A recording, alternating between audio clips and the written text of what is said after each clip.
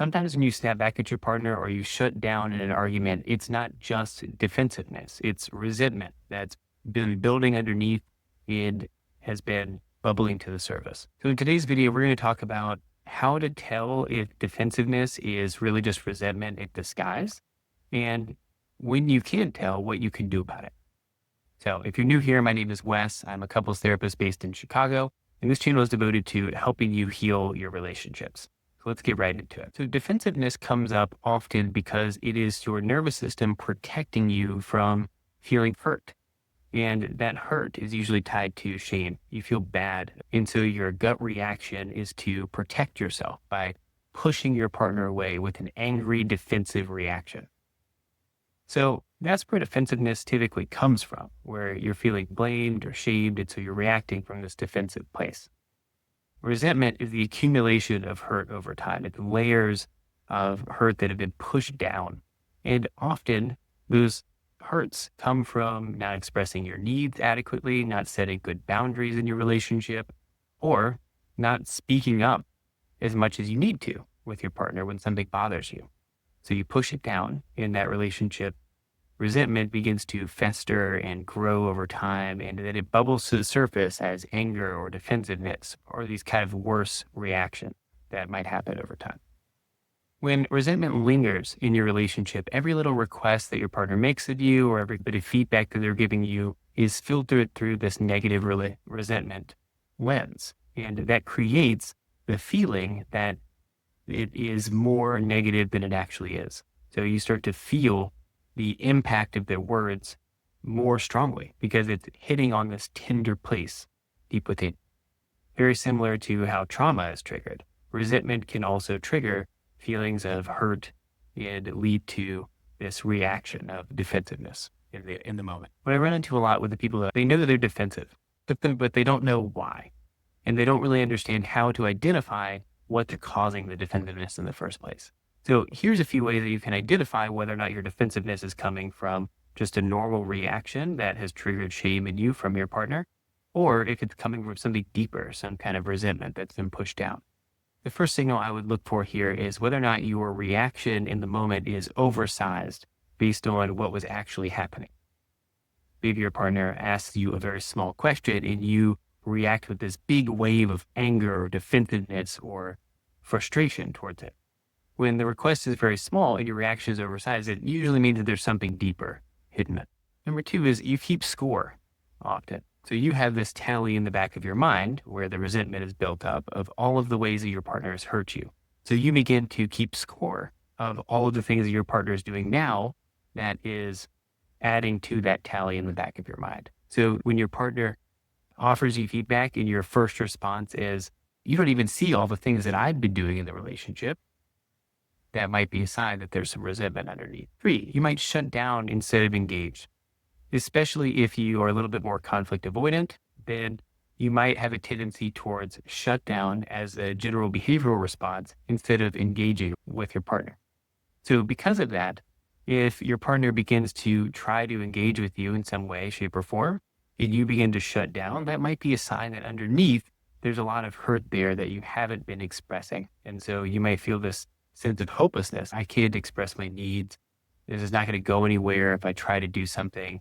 And so you begin to just shut down and withdraw instead. Four is you replay arguments in your head over and over again. If you are going back over and over the arguments that you're having with your partner and you're replaying them in this kind of angry way, then usually that means that you have some deeper held anger. And that anger is probably coming from some resentment that you haven't expressed so far. And finally, if your tone doesn't match the situation, if you find yourself snappy or getting sarcastic or passive aggressive with your partner, then that might also be a sign that you're reacting more strongly to what they are saying than you would have otherwise if you didn't have this deeper held resentment. So this is where self-reflection tools really matter, because you want to dig deeper to understand why you feel resentful in the first place. You want to follow those trailheads of anger, defensiveness in the moment, and look back through them to understand, why am I feeling so heated in this moment? What's going on for me? So here's some things you can do to get to the source. So the first thing you can do is something called focusing. Focusing is the method developed by Eugene Ginlin, and it has been incorporated into a bunch of different forms of psychotherapy. But what it really is clearing a space within you and then focusing on what comes up within that space. Okay, so here's the idea. You feel defensive in the moment, and hopefully you're able to pull away from your partner, maybe go to the bathroom or something, someplace where you can find a private moment and just pause. Just pause. Notice in your body what happens. Okay, do you feel a tight chest? Do you feel a clenched jaw a little bit? Is there heat in your face? Is your heart racing? And ask for a second, what is this tension trying to tell me? And I want you to just pose that question and then pose into the idea here is to tune into sensations in your body, thoughts that might pop up, images that might pop up, but not forcing it, just giving yourself space to see what comes up. Often, what will happen is you'll see images pop up, you'll have a word or a phrase pop up, and you can begin to sit with that word or phrase until more comes as well that might be attached to that. And over time, you are kind of excavating underneath the original hurt or disappointment that might be showing up for you in the moment as defensiveness. Number 2 is journaling. Journaling is super helpful.